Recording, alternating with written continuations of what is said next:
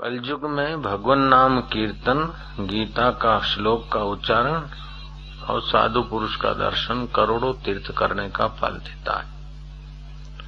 मेरे को आज बताया साधकों ने जो भीलवाड़ा से आए, वो बोल रहे थे कि भीलवाड़ा के लोग इतने गदगद हो गए कि जब सत्संग सुनते हैं और ऐसे संत मिलते हैं तो नया जनरेशन और पुराने लोग सब बोल रहे थे नहीं तो हम तो भाई ये पान पराग शराब कबाब तू मैं खप रहे थे। जब कोई संत आते तो पता चलता है भक्ति का क्या कीमत है, मनुष्य जन्म का क्या कीमत है, हमारा समय सार्थक होता है।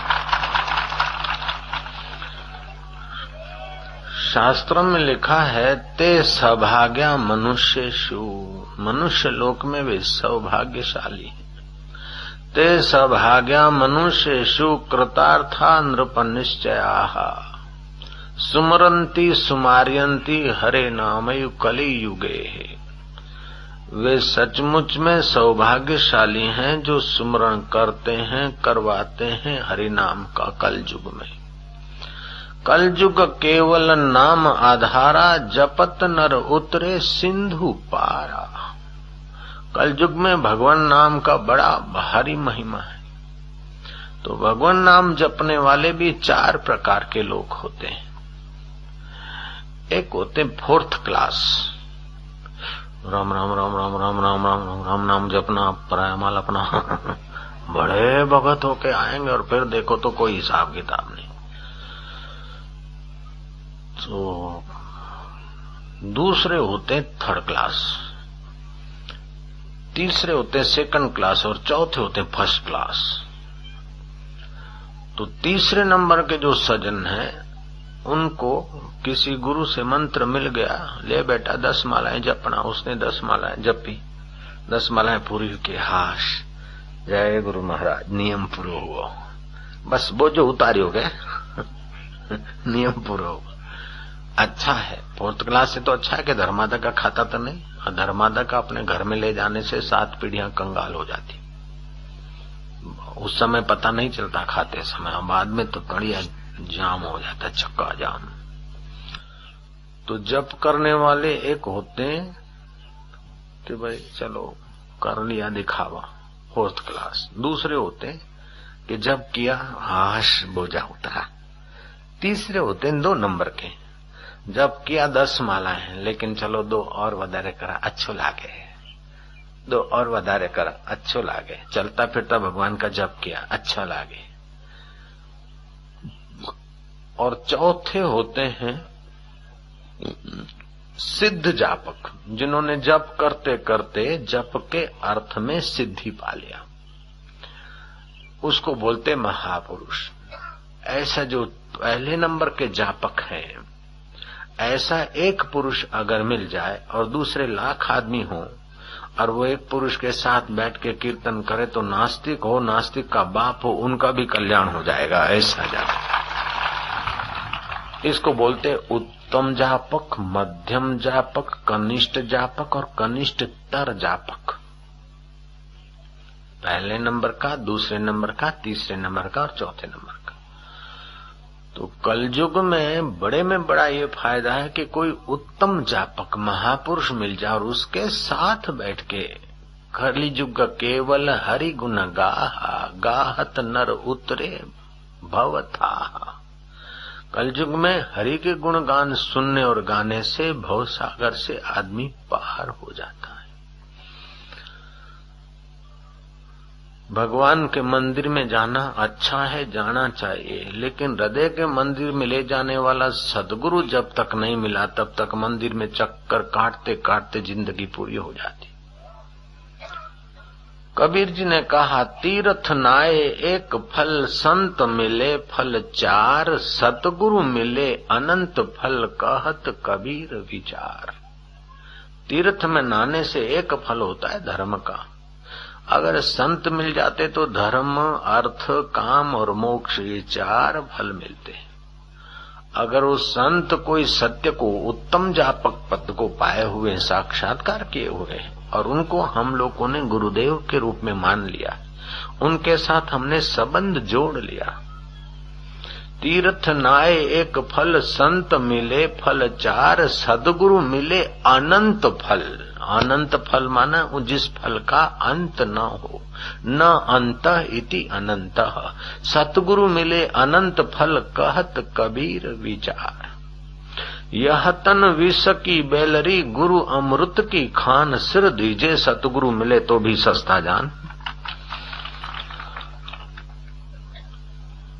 काशी में रामानंद नाम के उत्तम जापक थे, सद्गुरु थे।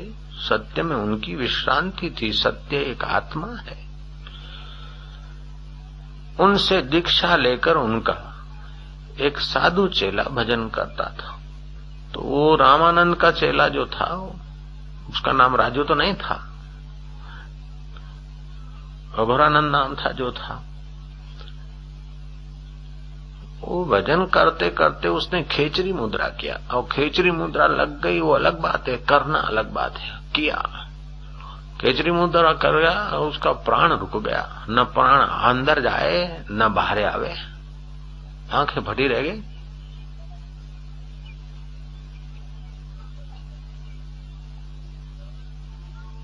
पल को पड़े कोई नहीं। ये क्या हो गया? गुरुजी का स्मरण किया। मध्य रात्रि को गुरु महाराज को पता चला कि मेरा चेला संकट की अवस्था में। रामानंद स्वामी उस समय ये हवाई जहाज रात को 2 बजे कहां से लाना, और चेले के गुफा में जाने तो हवाई जहाज थोड़े घुसेगा। वो तो उत्तम जापक योग बल से जाएगा कि गुरु। तो गुरु अपना योग बल से शिष्य को गए, बताया कि बेटा ये हट करके खेचरी मुद्रा नहीं किया जाता है, तुम गुरु में प्रीति करके गुरु को जो अनुभव है अपना अनुभव बना लो। ये आसान तरीका है। छोरा अपनी मेहनत मजूरी करके, चपरासी मजूरी करके राजा हो, उसमें कठिनाई है, लेकिन पिता की राजा की उंगली पकड़े, राजा को रिझा दे तो राजा राज तिलक कर देगा क्या? ऐसे ही गुरु का कांटेक्ट रख के तो अपना गुरु भक्ति के बल से निष्कंटक योग को पाले। उपदेश देकर रामानंद स्वामी आकाश मार्ग से आ रहे थे तो आश्रम के नजदीक पहुंचे। इतने में देखा कि आकाश मार्ग में एक देदीप्यमान आभा मंडल, एक तेजस्वी कुछ दिख रहा है। नजीक आए तो देखा कि इंद्र देवता अपने देवगणों के साथ धरती से वापस लौट के जा रहे हैं स्वर्ग को। इंद्रदेव ने देखा रामानंद स्वामी, देवताओं ने रामानंद स्वामी को और इंद्र ने भी रामानंद स्वामी को प्रणाम किया, क्योंकि रामानंद स्वामी उत्तम जापक थे। देवता तो पुण्य का फल भोगते हैं स्वर्ग में, अपनी कमाई खर्च करते हैं, और संत तो अपनी कमाई भी करते हैं और दूसरों की कमाई करवा के भगवान तक पहुंचाते हैं। क्या 3 प्रकार के देवता होते हैं। एक होते आजानुदेव, जब से सृष्टि हुई तभी से देवता बने और जब तक सृष्टि रहेगी तब तक वो देवलोक में रहेंगे। दूसरे होते हैं कर्मज देवता, यज्ञ याग व्रत उपवास करके दान पुण्य करके मरने के बाद देवलोक में गए, स्वर्ग में गए अच्छे काम करने के प्रभाव से, उनको बोलते कर्मज देवता। तीसरे होते हैं धरती के देवता, अपने तन से, अपने मन से, अपने धन से आप तो भजन करते, दूसरों को भजन कराने की वस्तु बनाते, आश्रम बनाए, मंदिर बनाए, सेवा करते, दान का पैसा लोहे का चना समझते, भूल में 5 रुपया अपना लग जाए तो लग जाए, लेकिन धर्मादा का 5 रुपया अपने गजबे में नहीं आए। ऐसे जो लोग हैं वो धरती पर के देवता है। जयराम जी की उनको बोलते धरती के देवता। स्वर्ग का देवता तो पुण्य खत्म करके अपना मजा ले रहा है, लेकिन धरती का देवता तो पाप खत्म करके अपने को परमात्मा और गुरु का प्यारा बना रहा है। तो रामानंद स्वामी ऐसे थे। तो रामानंद स्वामी को देवताओं ने प्रणाम किया। तो रामानंद स्वामी ने कहा कि देवलोक अपना इस भूमंडल पे कैसे आए काशी में।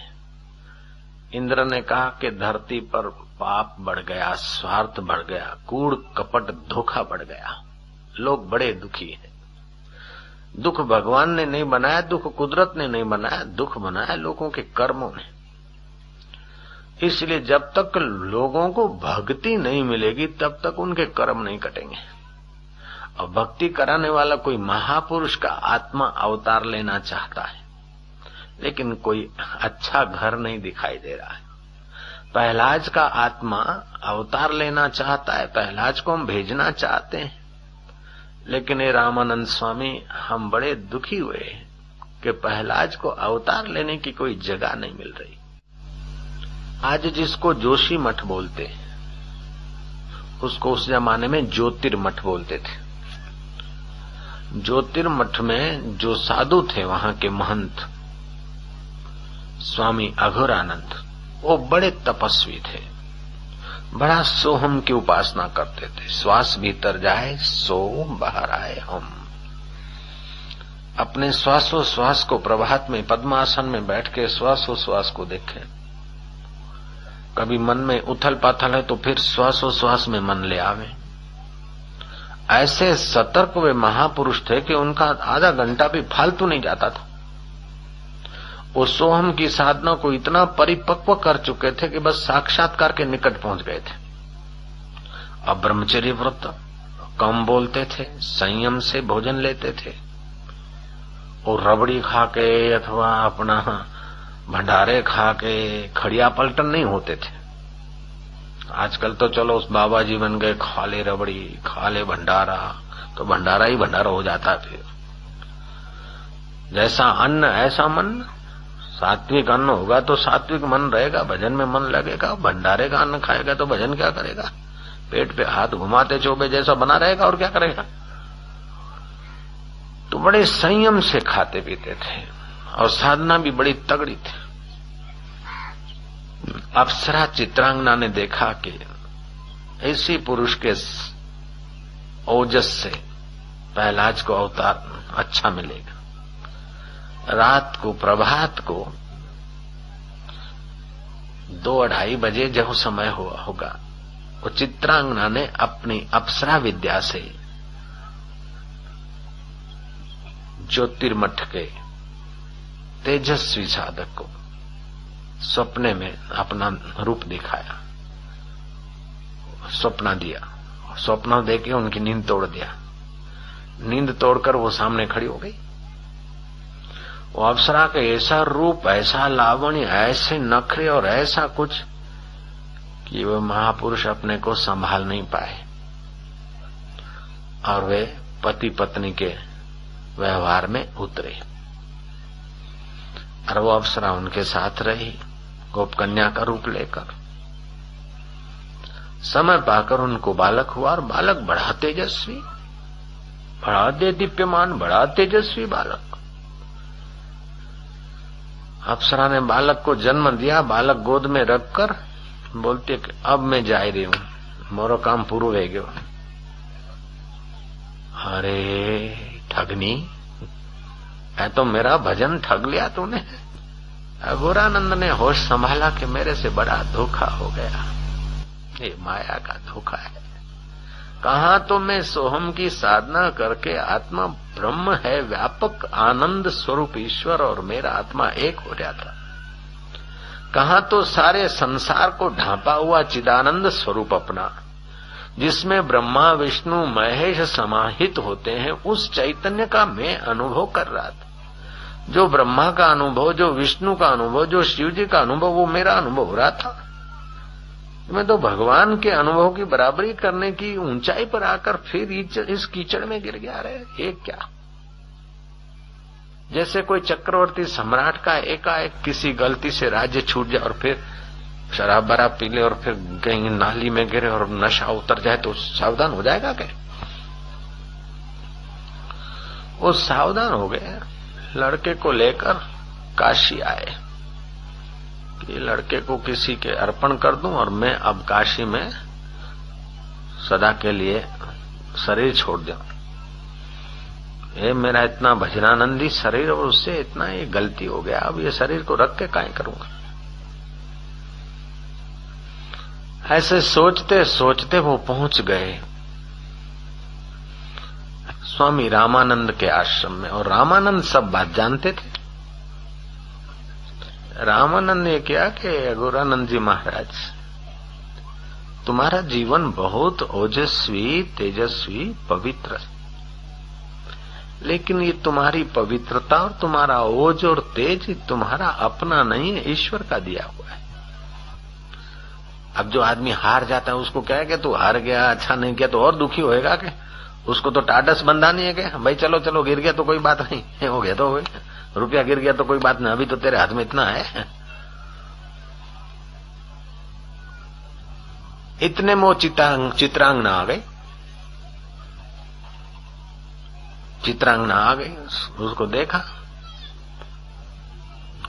बस रामानंद स्वामी ने क्या करा, जोर से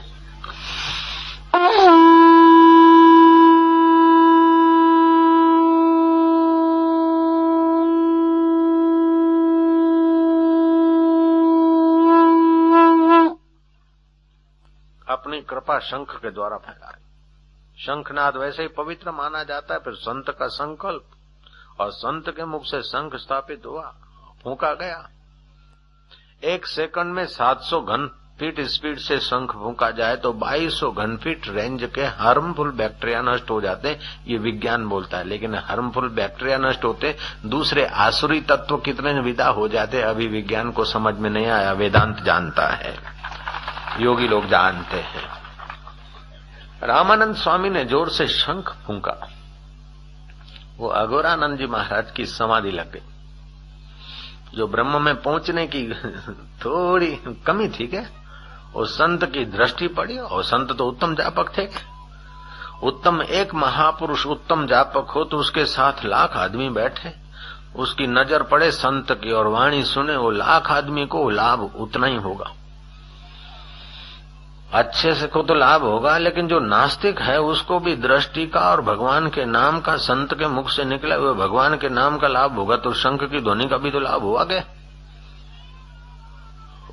अघोरानंद महाराज तो वैसे ही ऊंचे थे, वो समाधिस्थ हो गए।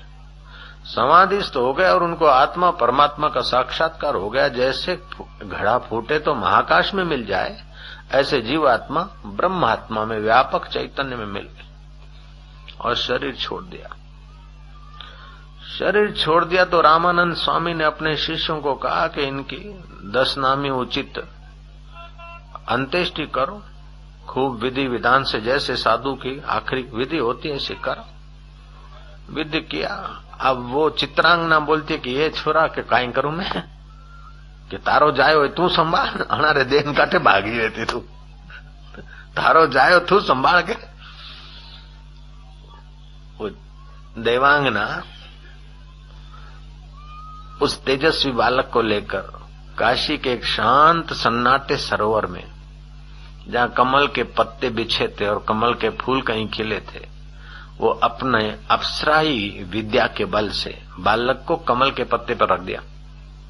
और बड़े बड़े जो पत्तल जैसे पत्ते होते हैं क्या,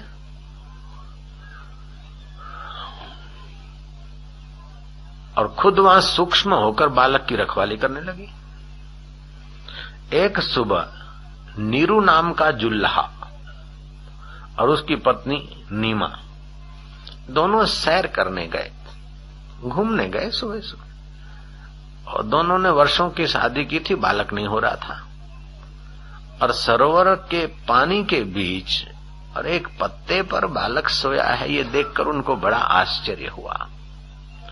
नीरू देखता है, देख खुदा ने क्या रहमत कर दी। नीमा कहती है कि एक अजगैबी रहमत है, खुदा ने हमारे लिए इस बालक को यहाँ प्रकट किया। किसी इंसान का जाया हुआ नहीं, अगर इंसान का जाया होता तो यहाँ पत्ते पर तो नहीं होता। अगर किसी विधवा बाई ने बालक को जन्म देकर अपने को उसको छोड़ा होता तो सड़क पे छोड़ के भागती, बीच पत्तों पे नहीं रख सकती थी। दोनों पति पत्नी सहमत हुए और उस बालक को ले आएंगे, अपने गोद का बेटा मान के उसका पालन पोषण करेंगे। जो इन नीरू जुल्हा ने बालक को उठाया तो बालक का तेज, बालक का प्रभाव तिरोधाहित हो गया, सामान्य बालक जैसा दिखने लगा। वो जो तेजस्विता थी तो उसके छूने से, नीरू के छूने से बाधित हो गई। फिर भी बालक तो था, तो वैसे दिव्य आत्मा तो था ही। ले आए घर। नीरू भागा मुल्ला जी के पास कि ऐसा ऐसा हमको बालक का जन्म घर में तो नहीं हुआ, लेकिन तालाब के उस पत्तों पर पड़ा बालक हम ले आए। मुल्ला जरा समझदार था, बोले जरूर किसी परी का जाया होगा, किसी औरत का जाया होता तो तालाब पे नहीं होता, जरूर किसी परी का जाया होगा, तुम जल्दी ला, मैं उसका दीदार करूं। उस बालक के दीदार करते ही मुल्ला के दिल में 4 चांद चमके। बड़ा उसको आनंद आने लगा, क्योंकि प्रहलाद का आत्मा अगले जन्म का उत्तम जापक था। जयराम जी बोलना पड़ेगा क्या? मुल्ला ने उसके दीदार करते ही मुल्ला का मन इतना तो खुश हुआ कि उसकी ठोडी पकड़ के बच्चे की, तू बता किसका औरस है और किसका जाया है, किसका तू ओज है और किसका जाया है। वो मासूम बालक बोल पड़ा कि स्वामी अघोरानंद का तो औरस हूं और अप्सरा का जाया हूं। उसने फारसी भाषा में नाम का जोड़ मेल मिलाते मिलाते उस बालक का नाम कबीर रख दिया, जयराम जी की। और कबीर रख दिया। नीमा और नीरू तो बड़े खुश हुए, लेकिन नीमा को तो अपने शरीर में दूध तो था नहीं। एक ब्राह्मणी का छोरी मर गई थी, महीना हुआ था। ब्राह्मणी ने कहा मैं इसको दूध पिलाऊं। नीरू गरीब था, एक बनिया को वहां गाय भी आई, उसने बोला तुम्हारे यहाँ बालक भगवान ने दे दिया है, तो गाय को बछड़ा भी भगवान ने दे दिया, अब गाय मैं तुम्हारे घर बांध जाता हूं। तो उस बालक के लिए गाय का दूध लिया, दूध पिए नहीं। वो ब्राह्मणी अपने छाती का दूध पिलावे, बालक दूध पिए नहीं। नीरू जुल्ला घबराया कि बालक जब खाएगा पिएगा नहीं तो फिर कैसे जिएगा। वो फिर गया रामानंद स्वामी के पास। सुना था रामानंद महापुरुष हैं, सिद्ध पुरुष हैं। रामानंद स्वामी ने एक बूटी दे दी। बूटी की जड़ का टुकड़ा होता है ना, डांडी जरा सा लकड़ी, बोले लो ये दे देना, वो अपने आप ले लेगा।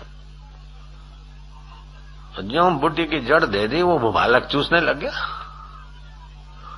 तब से उस बूटी का नाम कबीर बूटी पड़ गया, भूख लगाने वाली। अब तो महाराज क्या हुआ कि वो ब्राह्मणी का भी दूध पीने लगा, गाय का भी दूध पीने लगा। ऐसे करते करते कुछ बड़ा हुआ छोकरा। रामानंद स्वामी जानते थे कि छोकरे के रूप में कौन है उत्तम आत्मा। रहीदास को और कबीर को बुलाया। जब वो बालक छोटे थे, किशोर अवस्था में होंगे, 8-10 साल के होंगे, बुलाया। अपनी एक थोड़ी नजर डाली और राम राम राम राम कर वही बालक आगे चल के दोनों महान संत हुए। रहीदास ने मीरा को दीक्षा दी और मीरा ने पूरा मेवाड़ झुमा दिया। क्या अकबर जैसे को भी मीरा ने झुमा दिया। और कबीर ने भी हजारों लाखों लोगों को झुमाया। और अभी भी कबीर की वाणी हम लोग सुनते, मानते, जानते। तो जो उत्तम जापक होता है उसका बड़ा प्रभाव होता है। उत्तम जापक महापुरुष के बीच वो एक है महापुरुष, चाहे वो श्रोताओं के बीच भी हो सकता है, लेकिन एक उत्तम जापक उसके साथ बैठ के हरि कथा सुने और हरि कथा का भगवान नाम लें, तो लाख आदमी हो तो लाख आदमी का मन उस समय तो भक्ति भाव से और सात्विकता से रंग जाएगा। इसलिए बोलते सत्संग की बड़ी भारी महिमा है। येषां त्वन्तगतं पापं, येषां त्वन्तगतं पापं, येषां त्वन्तगतं पापं, येषां त्वन्तगतं पापं, जनानां पुण्यकर्मणां, जनानां पुण्यकर्मणां, ते द्वन्द्वमोह निर्मुक्ता, ते द्वन्द्वमोह निर्मुक्ता, भजन्ते माम दृढव्रताः, भजन्ते माम दृढव्रताः। व्रता भजन्ते माम दृढव्रताः भजन्ते माम दृढव्रता। जिन पुण्य कर्मों के पाप नष्ट हो गए हैं, पापी की पहचान है कि उसको सत्संग में आने की इच्छा नहीं होगी। पापी की पहचान है कि सत्कर्म करने की रुचि नहीं होगी। शुभ कर्म में उसको आलस्य आएगा, अशुभ कर्म खूब करेगा उत्साह से। शराब, कबाब, बफे पार्टी, चिकन पार्टी, हो आई एम रेडी। पर हरि कीर्तन की पार्टी में तो भागशाली लोग आ सकते हैं, पापी आदमी नहीं आ सकता। तुलसीदास जी कहते हैं, तुलसी पूर्व के पाप से हरि चर्चा न सुहाए, जैसे ज्वर के जोर से भूख विदा हो जाए। ज्वर मना बुखार, जोरदार बुखार है, माँ ने बढ़िया व्यंजन बना के दिए थाली सामने, मैंने खा भावे कोई नहीं, आज दिन तक तो चाहते तो न दियो भावे कोई नहीं, बुखार है। ऐसे जिसको सत्संग भावे कोई नहीं, उसको पाप का बुखार चढ़ा है क्या? जयराम जी बोलना पड़ेगा। एक मुल्ला था और दूसरा था पंडित, दोनों की थी दोस्ती। तो मुल्ला ने कहा, पंडित तुम तो मेरे जिगरी दोस्त हो यार। और करीम की माँ जो है ना, मुर्गी को बहुत बढ़िया बनाती चिकन। बताओ पंडित जी मेरे घर कब आओगे और चिकन कब खाओगे? मुर्गी, मेरी औरत मुर्गी खूब बढ़िया पकाती। मुल्ला कहता है पंडित को, लेकिन पंडित भी कच्चा नहीं था, पक्का पंडित था। वो दोनों की दोस्ती थी और पंडित अकल वाला भी था। मुल्ला ने कहा बताओ जल्दी करो, मैं तुमको दावत दे रहा हूं और मैं दोस्त की दावत ठुकराना मत। बोलो कब खाते हो मुर्गी, मेरे घर कब आते हो और मुर्गी कब खाते हो? पंडित ने कहा तेरे घर भी आऊंगा, मुर्गी भी खाऊंगा, लेकिन जिस दिन तेरे बेटे करीम की जनोई होगी उसी दिन आऊंगा। अब करीम की जनोई क्या होगी? बेटा करीम जनोई कैसे पहनेगा, हिंदू तो है नहीं। पंडित भी उस्ताद निकला के बोले मैं आऊंगा जरूर, तेरी दावत स्वीकार है, लेकिन उसी दिन आऊंगा जिस दिन तेरे बेटे करीम को जनेऊ देंगे। अब मुसलमान जनेऊ लेगा तो मिलेगा नहीं उसको जनेऊ के। तो कभी कभी पुण्य कर्मा लोग जो हैं वो जैसे चकोर को चांद के बिना अथवा पपीहा को बिहू के बिना, मछली को जल के बिना अच्छा नहीं लगता, ऐसे पुण्य कर्मा लोगों को सत्संग के बिना अच्छा नहीं लगता, और पापी आदमी के को बुरा काम किए बिना अच्छा नहीं लगता। योग वशिष्ठ महारामायण में भगवान राम के गुरु जी कहते हैं कि राम जी मैं जब बाजार से निकलता हूं तो मेरे लिए लोग क्या क्या अफवाह उड़ाते मेरे को सब पता है। लो, राम राज्य दशरथ जिसके चरणों में बैठे, राम जी जिसके पैर धो के चरणामृत लेते, ऐसे वशिष्ठ के लिए भी बोलने वाले बकने वाले बकते, तो तुम्हारे हमारे लिए किसी ने बोल दिया तो चिंता काहे करो, फिक्र काहे करो यार। जिनका स्वभाव है वो तो चांद में भी काली मां देखेंगे, लेकिन जिनका स्वभाव है वो तो कुत्ते में भी मधुरता का दीदार कर लेंगे। नामदेव ने कुत्ते में भगवान की भावना की। नामदेव यात्रा करने जा रहे थे, अपने अपने तंबू लगा के टिक्कड़ पका रहे थे, अपना रोटी बना के वो अंदर घी की कटोरी लेने गया तंबू में, वो काला कुत्ता आया और उसने उठाई रोटी, और नामदेव घी की कटोरी तो लाया और देखा कि रोटी कहाँ गई, वो लिए जा रहा है। नामदेव ने देखा कि काला कुत्ता यात्रा में शुभ माना जाता है, लेकिन वो सब इतने सारे लोग हैं, उनकी नहीं लिया, मेरी लिया, तो काला कुत्ता के रूप में मेरे ठाकुर जी होंगे। नामदेव की भावना है। नामदेव कटोरी लेके दौड़ा पीछे, उबारे अंदाता उबारो, रुकी रुकी नहीं खाओ, जरा घी लगा दे, उबारे हो, अरे उबारे हो, ओ प्रभु उबारे हो। ओ नामदेव भागे जाए, कुत्तो जोर से भागे जाए। बनेल रोटी खाओ मुरारी, घी मखे दिए गिरधारी, घी मखी नालू, घी लगाड़े नालू, उबारे हो के उबारे हो, गोड़ जाए नाठो कुतरो। नामदेव गबड़ाया थाक्या के नाथ रूखी तो नहीं खावा दू, माराथी दौड़ा तो नहीं तो कहीं वही गयो, अटे ज उबा रहो। नामदेव हट लेन बैठा ने, अटे ज उबा रहो। कुत्ता के अंदर में जो चेतना है उसने प्रेरणा किया, रोटी तो नीचे रखी और मुंह खोला तो अंदर से बांके बिहारी लाल की जय। जिसकी दृढ़ भावना है वो तो कुत्ते में भी भगवत भाव कर लेता, और जिसकी नीच भावना है वो तो वशिष्ठ में और संत में और मीरा में भी दोष देखता है। क्या विक्रम राणा मीरा में दोष देखते थे, उदा ने भी मीरा को बदनाम किया था। चैतन्य महाप्रभु के लिए भी कितने कुप्रचार चलते थे। नामदेव को जेल में डाल दिया था, संत तुलसीदास को जेल में डाल दिया था। पापी तो अपना पाप का काम करता है, धर्मात्मा धर्म का काम करते, और सत्संगी सत्संग का सहारा लेके अपना बेड़ा पार कर लेता है क्या? एक दिन नामदेव जा रहे थे, अंधेरी रात थी और एकाएक बड़ा लंबा चौड़ा भूत दिखाई दिया। नामदेव के मन में तो सब भगवान है तो भूत काहे देखे। नामदेव के भले पधारो लंबकनाथ, भले पधारो लंबकनाथ। धरती पे चरण आकाश लो माथ, योजन भर के लंबे हाथ, भले पधारो लंबकनाथ, भले पधारो लंबकनाथ। दास नामदेव की विनती स्वीकारो, अब को करियो बेड़ो पार, भले पधारो लंबकनाथ, भले पधारो लंबकनाथ। और लंबकनाथ में भी नामदेव की भगवत बुद्धि हुई। भगवान ने देखा कि तो भूतड़े में मेरे को देख रहा है, अब तो मेरे को वहां प्रकट होना पड़ेगा। और वहां प्रकट हो गए तो भूतड़े की भी सदगति हुई और नामदेव को भगवान का दीदार हो गया यार।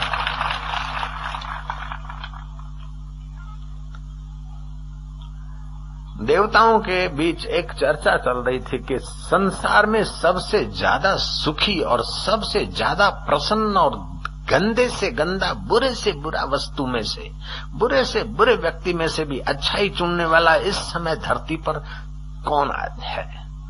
इंद्र ने कहा, सर्व से ऊंची दृष्टि, सदा सुखी रहने वाला, चाहे कैसा विघ्न बाधा मुसीबत आ जाए लेकिन अपनी सच्चाई पर, मधुरता पर रहे।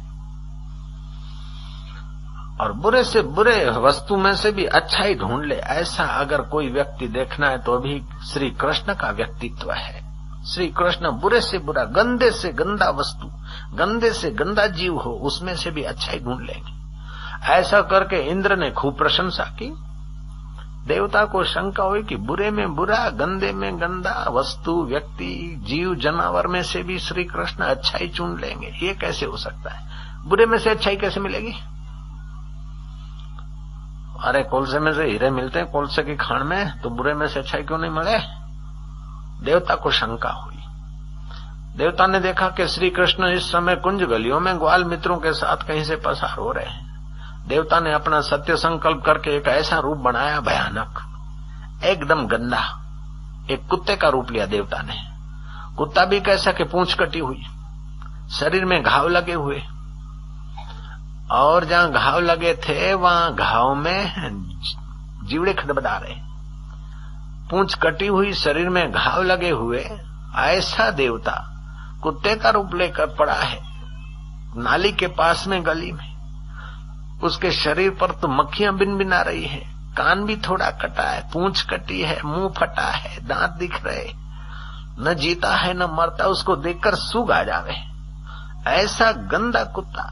ग्वाल गोपों ने कहा कि कृष्ण कृष्ण देखो, अपने को तो दूसरा रास्ता नहीं, यहीं से गुजरना पड़ता है, ये कितना पापी है, कितना पाप का फल भुगत रहा है। कृष्ण देखो कितना गंदा, कितनी बदबू। कृष्ण ने कहा, पागलों, उसके दांत चमक रही है, उसके पुण्य का फल नहीं दिखता अब तुमको? जैसे कथा सुनकर बीच में से उठ के चला जाता है तो उसके कथा का पुण्य नष्ट हो जाता है। सत्संग का अनादर करने से कथा का पुण्य उसका नष्ट हो जाता है। ऐसे ही अभी भारत के शास्त्रों की सच्चाई का अनुभव करना है तो कर सकते। भादरवा सुद चौथ, भादरवा सुद चौथ का चांद देख ले। घाट वाला बाबा थे, उसने मेरे को बोला कि भादरवा सुद चौथ का चांद देखने से कलंक लगता है, ये कैसी बात? मैं क्या, मेरे को तो भी ख्याल नहीं। बोले कृष्ण भगवान को लगा था कि मणि चोराने का? मैं क्या, हाँ लगा तो था। बोले मैंने तो देखा भादरवा सुद चौथ का चांद। फिर क्या हुआ? बोले कुछ नहीं। मैं क्या, साल भर में कहीं तो कलंक लगा होगा क्या? क्यों लोग वो ऐसे हरिद्वार की दीवारों पे लिखते थे मेरे नाम का गंदा गंदा, मेरे को तो कुछ नहीं हुआ। तो ही तो कलंक है क्या? लेकिन जहां ज्ञानी उत्तम जापक अपने को सोहम स्वरूप में जानता है, उस महापुरुष को तो कुछ नहीं होता। बाकी व्यवहार में तो निंदा स्तुति अफवाह तो महापुरुष के भी होते हैं, तो तुम्हारे या इसके उसके हो गए तो क्या बात। बुरे में बुरी व्यक्ति, बुरे में बुरी वस्तु, बुरे में बुरी परिस्थिति में भी अच्छाई ढूंढने वाला आदमी बहुत सुखी रहता है। तो श्री कृष्ण कहते ये शाम त्वंत गतम पापम जनानाम पुण्य कर्मणाम ते द्वंद्व मोह निर्मुक्ता। ये भजन करें कि न करें, ये भगवान बढ़ा के वो भगवान बढ़ा, ये गुरु बढ़ा के वो गुरु बढ़ा के, ये दिन बढ़ा के वो दिन बढ़ा। अरे भजन जिस दिन भी करते वो सब दिन बढ़े। और गुरु जो भगवान का ज्ञान ध्यान और भगवान से मिलाने वाले सच्चे गुरु हैं तो उनका एक एक शब्द भलाई के लिए है, बड़ाई है। द्वंद्व नहीं रखना चाहिए कि काई करूं, संसार भी चलाना है, भजन भी करना है, काई करूं, चलो भजन फूटे करूंगा अभी तो ए माला धरी के आम तो नहीं। एक आदमी साधु बन गया, जुआन लड़का था, लेकिन हृदय का द्वंद्व नहीं गया। भजन करना ऐसा द्वंद्व नहीं गया। भजन करूं कि संसार में रहूं, संसार में रहूं कि भजन करूं। हो गया बाबा जी। गिरनार की तलेटी में एक आश्रम था, बाबा जी का चेला हो गया और जरा होशियार था। बाबा जी ने देखा कि मैं बूढ़ा हो रहा हूं, इसी को मैं चादर उड़ा दूंगा। तो महात्मा देख रहा है मेरे तरफ, तू भी तैयार हो जा, और चादर इसको उड़ा दूंगा, आश्रम का इसी को महंत बना दूंगा बोले। और धीरे धीरे महात्मा की बात किसी ने जाकर उस लड़के को कहा। वो लड़का ऐसे ही था, जरा ऐसे ही साधु बन गया था। वो अब माला घुमाने लगा कि हे भगवान, ये हमारा डोकरा गुरुजी कब मरे कि मेरे को गादी मिलेगी, कब मरे कि गादी मिले। ये लोग तो बेचारा ऐसा कभी नहीं सोचते। तो बोले बापू कब आवे इन कथा मिलेगे। ये पट्टे तो ये सोचते कि ये लोग बाबा कब आवे इन कथा मिले। और वो सोचता था कि वो बाबा डोकरा कब मरे कि गादी मिले, कब मरे कि गादी मिले। तो भजन की जगह पे तो बैठा है, साधु तो बना है, लेकिन अभी द्वंद्व गया नहीं। जयराम जी की। गुरुजी को पता चल गया कि ये कम वक्त चाहता है कि गुरुजी मरे और गादी मरे। अब मैं मरूंगा तब तक इसको वाट देखनी पड़ेगी। चलो गुरुजी एक रात को चुपचाप चले गए। वो जमाने में कोई पगे लागता तो चांदी का रुपया रखता, आज का 70 रुपया होता है क्या, सोने की लकड़ी रखता। और इनकम टैक्स ये वो आश्रमों पे उस समय नहीं था। तो आश्रम में खूब पैसा, वो पानी की कोठी होती है कि कोठी भरेला रुपया, कोठी भरेली गिरनिया, इतना पैसा। अब वो गुरुजी चले गए, एक दो दिन तो उसने नाटक किया, हाय रे गुरुजी कटे गया रे, गुरुजी मेले ने कटे गया रे, भगवान कोई जंगल में कोई शेर खाई गया होगा, कहीं होगा। गुरु महाराज पहुंचेड़ा था, अपना कर दिया उसने, जो कुछ टिन्ना फिन्ना करना था कर दिया। उसके चमचों ने उसको गादी पे बिठा दिया। अब तो रोज दूध पाक रबड़ी, जयराम जी की, हाय बराबर बाट और चूरमा है, धमाधम मिर्च मसाले वाला खुराक खाए। और उसको सब लोग है बाप जी करे पी आया तो के बाप जी गादीपति हुआ के, और खाए पिन आए पड़ा हो गया क्या। ये 6 महीना तो हुआ कि संपत्ति जो धर्मादय की थी वो धर्म में लगनी चाहिए थी, इसने भोग में लगा दी। वो संपत्ति नहीं विपत्ति हो गई क्या, धर्म के लिए आई थी कि रूखे सूखे को टुकड़ा मिले, लोग सत्संग सुने, ऐसा कुछ बने, उसी लिए आई थी, सत्कर्म के लिए आई थी। और अपने स्वार्थ में खर्चा किया। 6 महीना तक तो कुछ पता नहीं चला, बाद में उसने ज्यादा किया तो एकदम फूटा उसका कर्म। वो हाथ पैर में लकवा मार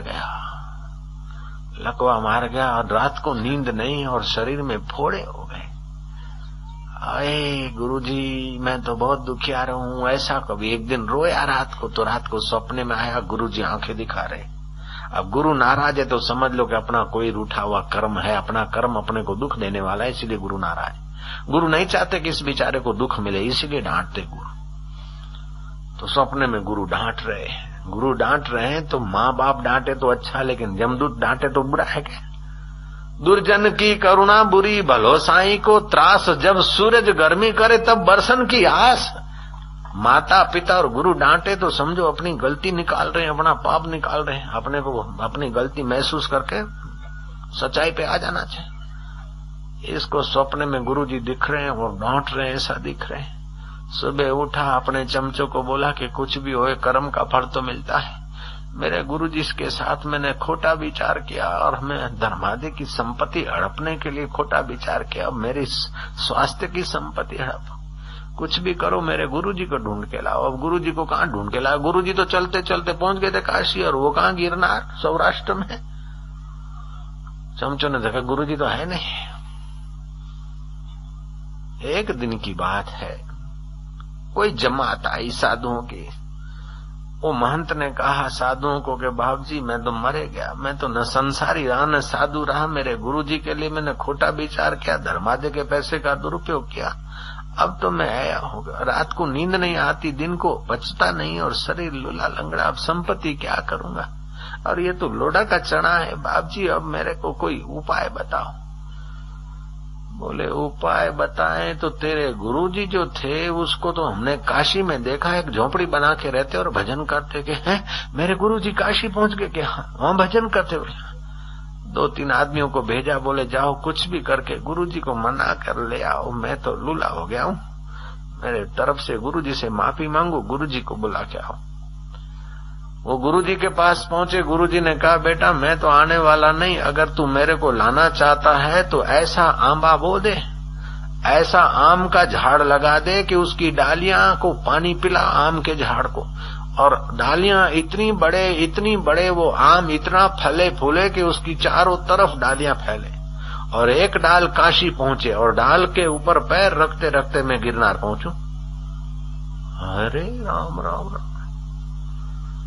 आंबा को इतना सींचो, तरफ पानी खातर दो कि चारों तरफ उसकी डाली बढ़े, और डाली इतनी बड़े कि एक डाल काशी में आए तो एक डाल द्वारका में जाए, तो एक डाल हरिद्वार जाए, तो एक डाल उधर जाए के रामेश्वर में जाए। चारों तरफ आम की डाल ऐसा सींचो खातर पानी कि बस चारों तरफ डाल पहुंच जाए, तो एक डाल काशी में जो पहुंचेगी उसके ऊपर पग रख रख के मैं आ जाऊंगा। देखा कि गुरुजी किसी भी कीमत में आना नहीं चाहते। फूटा हमारा कर्म रे राम, ऐसा आंबा की कर होएगा? ऐसा आंबा तो बो नहीं सकते कि वहां काशी तक डाल पहुंचेगा। मोटी चीजों में जिसकी आसक्ति होती ना, वो सूक्ष्म बात समझ नहीं सकता। फिर कुछ दिन हुए और घूमता घामता कोई फक्कड़ साधु पहुंचे। बोले गुरुजी का पता तो चला, लेकिन गुरुजी बोलते आंबा बो दे और ऐसा सींच दे कि काशी तक डाल पहुंचे और उसके ऊपर पग रख के आऊंगा। हाँ तो बोले बो दे। बोले ऐसा आंबा कैसे होगा कि वो काशी तक पहुंचे? बोले पागल, समझता नहीं, जैसे केले के पात पात में पात त्यों संतों की बात बात में बात। अब ये जो धन संपत्ति है, आपने तो रूखा सूखा खा, चिकना चपाटे से तो ये हो गया, सादा सूदा खा, धर्मादि का पैसे का दुरुपयोग न हो, और इसका ऐसा सदुपयोग कर, ऐसे संतों को बुला, ऐसा सत्संग कीर्तन और भंडारा गरीब गुरबों का आंसू पूछे, ऐसा सत्कर्म कर कि वो तेरे सत्कर्म रूपी आंबा की डाल की सुवास ऐसी जाए, चारों तरफ सुवास रूपी डाल ऐसी जाए, यश रूपी डाल ऐसी पहुंचे कि एक डाल काशी में भी तेरी यश पहुंच जाए गुरु के आश्रम की, और गुरु के आश्रम की यश गुरु सुन के फिर गुरु उसी यश के आधार पे आ जाएंगे। उसने महाराज ऐसा किया और थोड़े दिनों में तो सुवास फैल गई। कर्म तो आदमी का बोले के कोई नहीं बोले, कर्म तो अपना बोले, वेगा मोड़ा अपना कर्म बोले बोले बोले, अपने दिल में तो बोले, अने लोगों के मोढ़े से भी कर्म तो बोले। गांधी जी की प्रशंसा विरोधी भी किए बिना नहीं रहते थे। कृष्ण की प्रशंसा तो कंस भी करता, कंस की पत्नियां भी करती। भगवान राम ने जिसको तीरों का निशाना बनाया, वो रावण मरते मरते कहता है कि हे लक्ष्मण, तब तो श्री रामचंद्र जी हैं, भगवान राम हैं, उनको मेरा प्रणाम है। और जिनके बाण लगे, जिनके कारण लंकेश मर रहा है, फिर भी अंत में तो राम जी की प्रशंसा करता है। ऐसे अपना शुभ कर्म होता है, शुभ भाव होता है तो पता चलता है। अने बाईओं का वो देरानी जेठानी लड़े न, फिर वो भांडा पछाड़े, छोरा को कूटे, फिर बोले ये कहाँ करे? मैं तो मुंडाती एक शब्द नहीं बोली, मुंडाती तो नहीं बोली, वासण थी घणो बोले रही है, डोड़ा थी घणो बोले रही है, मुंडाती नहीं बोले तो काई हो गए। तो कर्म तो बोले के आदमी खुश है कि नहीं खुश है, चोखा कर्म करे के गड़बड़ वाला करे, वो तो देखा है, अपना दिल में अनुभव है, लोग भी समझे गणा है। कीड़ी के पग नेवर वाजे सो भी साहेब सुनत है। अभी ये मैदान बनाने में जिसने तगारा उठाया होगा वो आदमी होवे कि नहीं होवे, एक कर्म करने में जिसने भी सेवा किया होगा वो अभी होवे कि नहीं होवे, लेकिन जो भजन हो रहा है 10% तो उसके बाप का हो गया कि नहीं हो गया। कृष्ण कन्हैया लाल की। तो सत्कर्म करने की जगह बनाना, उसमें भागीदार होना, ये ऐसे दुष्कर्म का फल मिलता तो सत्कर्म का भी फल मिलेगा, उसका यश फैला। धीरे धीरे नींद भी आने लगी और गुरुजी ने सुना कि अब तो आश्रम का ऐसा वातावरण हुआ कि कथा कीर्तन होता है, खूब लोग आते हैं, सत्संग होता है, गुरुजी की संपत्ति का एक एक पाई का बराबर हिसाब रहता है, न कोई हड़प नहीं करते चमचे वमचे। गुरुजी को संतोष हुआ जयराम जी की कि वो नरकों से बचेंगे, उनकी 7-7 पीढ़ियां बर्बाद होने से बचेगी, चलो अब अपने जाएं। तो गुरुजी फिर आए और गुरुजी के चरणों में वो दंडवत प्रणाम करके बैठ गया कि गुरुजी, बोले अच्छा है कि भगवान ने अभी फल दे दिया, तू सावधान हो गया, अगर दूसरे जन्म में देता तो तेरे जैसे दूसरे और पक जाते क्या। ये तो कर्म का, खोटे कर्म का फल तो है भगवान 10 साल के बाद, 10 जन्म के बाद मत दीजियो, 10 साल के बाद मत दीजियो, 10 दिन के बाद मत दीजियो, अबारे दियो।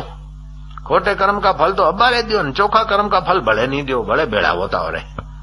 जयराम जी की तो ये है द्वंद मोह से रहित आदमी भगवान को दृढ़ता से बचता है। सुशीला कहती है सुदामा को कि अपने घर में खाने को नहीं, तुम भगवान का भजन कर रहे हो, रात को खाने को नहीं, दिन को ओढ़ने को नहीं, मैं एक साड़ी पहनती हूँ, वो बाथरूम में स्नान करके आती हूँ, साड़ी बदलने के लिए एक चिथरा नहीं, वही साड़ी मेरे अंग पे है और वही साड़ी पहन के रसोड़े में जाती हूँ, वही साड़ी पहनकर मैं सोती हूँ, वही साड़ी पहनकर पूजा करती हूँ, वही साड़ी पहनकर स्नान करती हूँ। एक साड़ी है वो भी चिथरा हो गई है, कुछ तो करो। बोले काहे करा, जो होगा प्रारब्ध में देखा जाएगा, अपने को क्या है, अपने तो भजन करने के लिए अवतार हुआ है क्या। कैसी दृढ़ता है, कैसी भक्ति है। तुम द्वारकाधीश को क्यों नहीं बोलते हो कि अच्छा काहे बोलूं मैं, वो सब जाने रहा है भगवान। तो ना पतिदेव जाओ, मैं जाऊं तो मैं खाली हाथ कैसे जाऊं, कुछ तो ले जाऊं। अब घर में तो खाने को नहीं है और भगवान के पास जाते कि कुछ तो ले जाऊं। कैसे भगत है, द्वंद मोह विनिर्मुक्ता। वो सुशीला पड़ोस में से चावल लाई है, वो पौवा लाई है दाना, एक कपड़े के लीरी में बांध दिए पोटली, और वो डोकरा गया है। शरीर तो अंग तो खुले, खाली धोती काछिया आदि धोती पहनी। चलते चलते चलते द्वारका पहुंचता और द्वारकाधीश के नौकरों को बोलता कि मेरे को श्री कृष्ण से मिलना। क्या हट ब्राह्मण, हट पिंजर, पग में तो जूता नहीं, माथे तो टोपी नहीं, दिल पे तो कपड़ा नहीं, एक धोती का टुकड़ा बांध के आया। बगल में क्या है, बोले बगल में श्री कृष्ण के लिए प्रसादी लाया। अरे जा चल, बोले तुम जाके बोल तो दो कि वो द्वारकाधीश को बोल दो कि तुम्हारा मित्र सुदामा आया है। अरे तू मित्र है? हाँ कि मैं मित्र हूँ। हर इंसान भगवान का मित्र है और मैं तो सचमुच में भगवान का अंदर से तो जीवात्मा परमात्मा का मित्र है ही, मैं तो बाहर से भी उनका सहपाठी हूँ, मित्र हूँ। तुम जाकर उनको बोलो तो सही। सुदामा जाता है कि वो एक गांडा आदमी आया, डोकरा, पैरने को कुछ है नहीं और खाने को कुछ नहीं, हाथ में लाकड़ी है, बगल में पोटली है, बोलता है श्री कृष्ण मेरे मित्र हैं। सुदामा मेरा नाम है। कृष्ण धड़ाक से जंप मारते, भागते भागते सुदामा को गले लगाए, सुदामा को ले गए, सिंहासन पर बिठाया और सुदामा के पैर धो रहे हैं जगतपति। पैर धोते धोते सुदामा के पैर में कांटा दिखा। रुक्मणी को बोला जरा ले आना सुई या तो कुछ। वो लाने में देर किया। कृष्ण ने क्या करा, अपने पैर अपने हाथों से और पैर की चमड़ी को दबा के दांतों से अपने मुंह से कांटा खींच के निकाल दिया। बताओ कृष्ण की कितनी उदारता है, कितना प्रेम है अपने प्यारों के प्रति।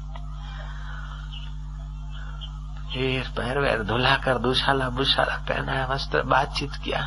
बातचीत करते करते वो बापड़ा वो जो पोटली है वो पोटली छुपावे जगतपति को कहीं मैं दिया वो पौवा है सूखा। वो कृष्ण देखा कि देने में संकोच कर रहे। अरे भाभी ने मेरे के लिए कुछ भेजा है क्या? बोले भेजा तो दियो, कहीं करोगे। और झपाटा मार के श्री कृष्ण ने वो पोटली ले गई और लगे फाकने के, आहा पौवा तो बहुत स्वादिष्ट है, बड़ा मीठा है, क्योंकि इसमें प्रेमा भक्ति है। जो द्वंद मोह से रहित होकर भगवान को तुम क्या देते हो इसका महत्व नहीं है, लेकिन किस भाव से देते हो इसका बड़ा महत्व है। पत्रम पुष्पम फलम तोयम, पत्र दे दो, पत्ता भी कौन सा, ऐसा नहीं लिखा कि यही पत्ता चाहिए, तुलसी का पत्ता रख दो, बिली का पत्ता रख दो, चाहे पीपल का पत्ता रख दो, नहीं मिल रहा है तो पत्रम पुष्पम फलम तोयम, फल भी कौन सा के फलाना फल चाहिए, आम का फल चाहिए, सेव का फल चाहिए, नहीं जो भी रख दो। डांगरू रख दे तू आदिवासी तो डांगरा टुकड़ो रख दे चालेगा। पत्रम पुष्पम फलम तोयम, पत्र पुष्प फल देकर भगवान को संतुष्ट करके अपना आत्मा का विकास करने की व्यवस्था अपने भारत धर्म में। श्राद्ध के दिनों में श्राद्ध करना चाहिए। श्राद्ध करने का पैसा नहीं, घर की व्यवस्था नहीं, आप कहीं जंगल में हैं तो सूर्य नारायण को एक लोटा पानी देकर हाथ ऊंचा करके बगल दिखा दे कि मैं तो हारा हूं, लेकिन तू तो प्रकाश स्वरूप है, हमारा दादा जिस भी स्वर्ग में हो कहीं भी हो उसकी सदगति करना, उसको शांति देना। एक लोटा पानी देने से तुम्हारे संकल्प के बल से उनका मंगल होता है। अगर एक लोटा पानी नहीं दे सको तो कम से कम तुम रणभूमि में है, लोटा हाथ में नहीं है तो बालू लेकर एक अंजलि और सूर्य को अर्घ्य दे दो। अपने संकल्प को क्रियावंत करने के लिए वस्तु की जरूरत है। जैसे पावर हाउस की लाइट लाने के लिए बीच में सोने की लाइन हो, चाहे तांबे की हो, चाहे चांदी की हो, चाहे एल्यूमिनियम की हो, लाइट तुम्हारे घर आ जाती है। ऐसे ही तुम्हारे संकल्प को साकार करने के लिए कोई वस्तु चाहिए तो भगवान को पत्र दे दो, पुष्प दे दो, वस्तु दे दो, प्रसाद दे दो, और नहीं तो रेती का बालू का एक अंजलि भर के दे दो, तभी भी तुम्हारा संकल्प पर हित का काम कर लेता है। तो सचमुच में जो देते हैं उनका तो कहना ही क्या। तो भगवान कहते ये शाम त्वंद गतम पापम जना नाम पुण्य कर्मणाम ते द्वंद मोह निर्मुक्ता भजनते माम दृढ़ व्रता। वे द्वंद मोह से रहित होकर मेरा दृढ़ता से भजन करते।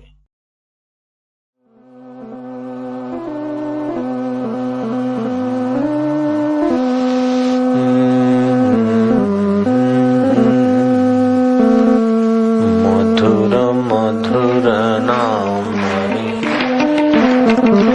पावन पावन नाम,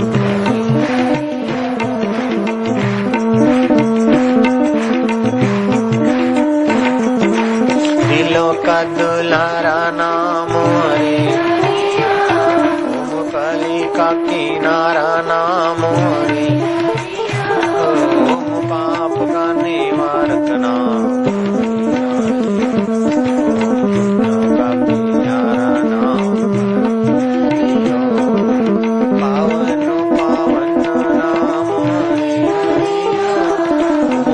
से बोलो प्यारा नाम, दिल से बोलो दुल्हारा नाम, कली का किनारा नाम,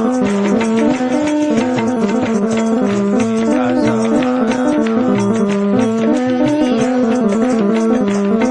पावन नाम, मधुर मधुर नाम,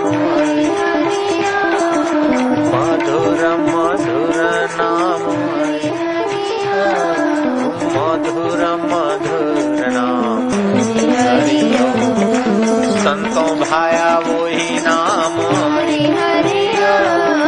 सबने गाया प्यारा नाम, हरि ओम। दिलों का दुल्हारा नाम, हरि ओम। पावन पावन नाम,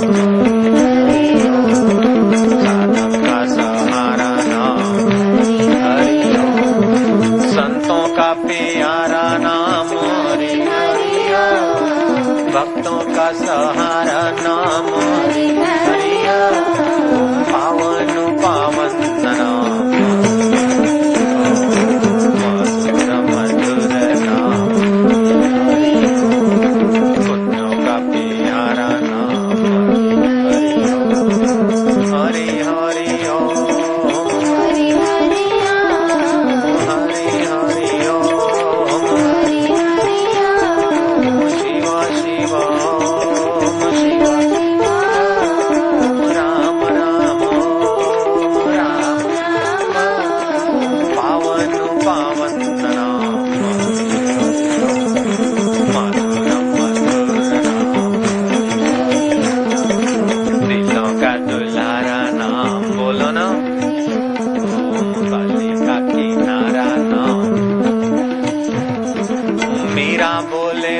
प्यारा नाम हरि। नरसी बोले वो ही नाम हरि। गौरंग का सहारा नाम हरि हरिया, कली का किनारा नाम हरि हरिया, पाप का निवारक नाम हरि। ओम पुण्यों का प्यारा नाम हरि। ओम पावन पावन नाम हरि। ओम मधुर मधुर नाम हरि। ओम मधुर मधुर नाम। ओम पावन पावन नाम हरि। अभी तो साइंस स्वीकार कर रही है कि एक शंख के आवाज से 2200 घन फीट एरिया शुद्ध बन जाती है शंख ध्वनि मात्र से। तो भगवान की ध्वनि मात्र से पृथ्वी पवित्र हो जाए, वातावरण शुद्ध हो जाए, इसमें क्या बड़ी बात है। मधुर मधुर नाम, पावन पावन नाम।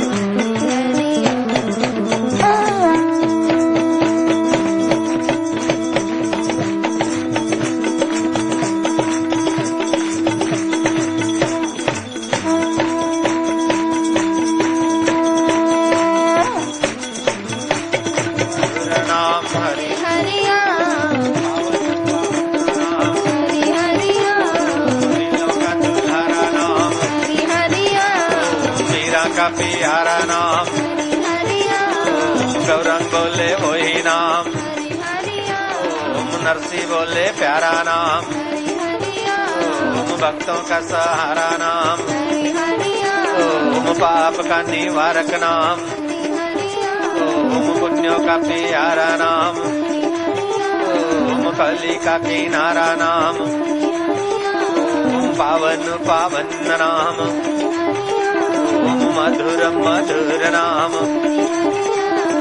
मीरा का सहारा नाम।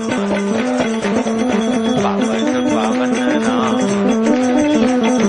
मधुर मधुर नाम।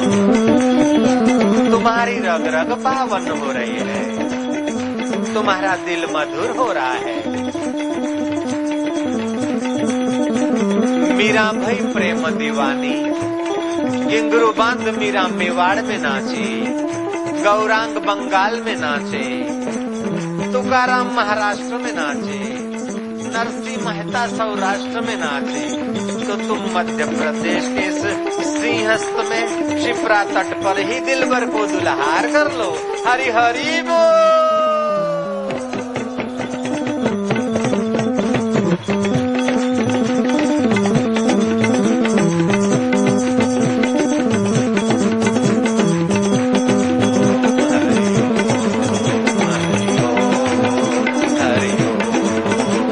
खूब आनंद, मंगल समाचार, शुभ घड़ियां।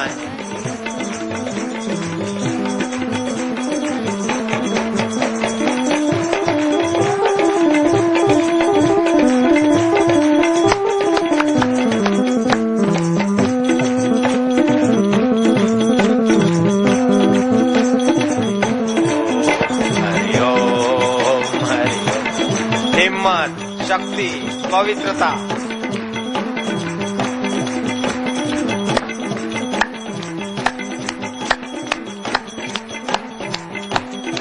बट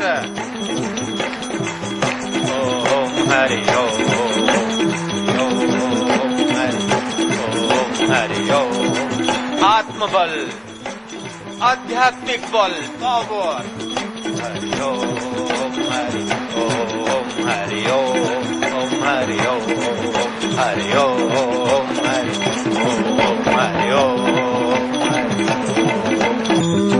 तुम्हारी रग रग में, तुम्हारे रक्त के कण कण में प्रभु नाम का संचार हो जाने दो, ताकि विषय विकारों पर विजय पाने की शक्ति तुम्हारी विकसित हो जाए। ओम हरि ओम, हरि ओम, हरि ओम, हरि ओम, हरि ओम। धन्य है मेवाड़ की धरती, जहाँ मीरा के साथ उनके भक्त नाचे होंगे, और अकबर भी वहाँ मीरा की महफिल में पहुंचा था। धन्य है बंगाल की धरती, जहाँ गौरांग के साथ उनके भक्त झूमे होंगे। धन्य है महाराष्ट्र की वो धरती, जहाँ तुकाराम के साथ उनके भक्त झूमे होंगे। और धन्य है सौराष्ट्र की धरती, जहाँ नरसी के साथ उनके प्यारे गुनगुनाए होंगे। ओम हरि ओम, हरि ओम, हरि ओम। हरि हरि